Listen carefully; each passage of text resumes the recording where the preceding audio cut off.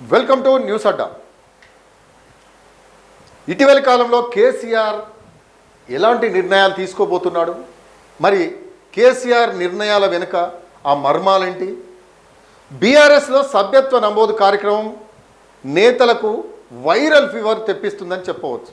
ఎందుకంటే సభ్యత్వం నమోదు చేయడం వరకు ఓకే, కానీ సభ్యత్వ నమోదుకు నియోజకవర్గాల వారీగా బీఆర్ఎస్ అధినేత కేసీఆర్ నియమించిన పరిశీలకులతోటే నేతలకు సమస్యగా మారింది.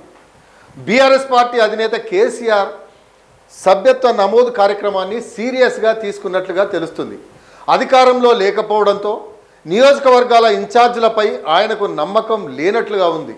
అందుకే ప్రతి నియోజకవర్గానికి పరిశీలకులను నియమించి వారు సభ్యత్వ నమోదు కార్యక్రమాన్ని పర్యవేక్షించాలని కేసీఆర్ ఆదేశించారు.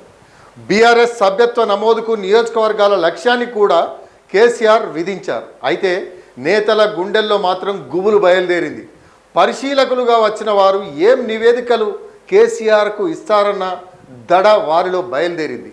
అంతేకాదు, రానున్న కాలంలో పరిశీలకులుగా వచ్చిన వారు నియోజకవర్గాలకు అభ్యర్థులుగా మారతారేమోనన్న ఆందోళన కూడా వారిలో కనిపిస్తుంది. అనేక మందిని కొత్త వారిని యువకులను నియమించడంతో పాతతరం నేతలు కొంత గాబరాలో ఉన్న సంగతి తెలుస్తోంది.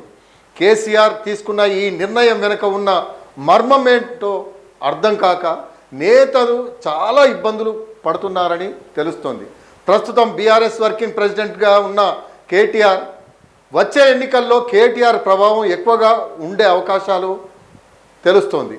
ఎందుకంటే కేటీఆర్ పార్టీకి భవిష్యత్ నేత అని అందరికీ తెలిసిందే. కేటీఆర్ తన టీంకు వచ్చే ఎన్నికల్లో ప్రాధాన్యత ఇస్తారేమోనన్న సందేహం ఆ నియోజకవర్గ ఇన్ఛార్జీల్లో కనపడుతోంది.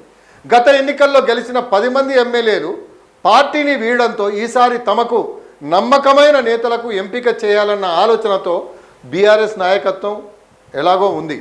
అందులో భాగంగా పరిశీలకులుగా నియమించిన వారిల విషయంలో నియోజకవర్గాల ఇన్ఛార్జీలకు కంగారు మొదలైందని చెప్పవచ్చు.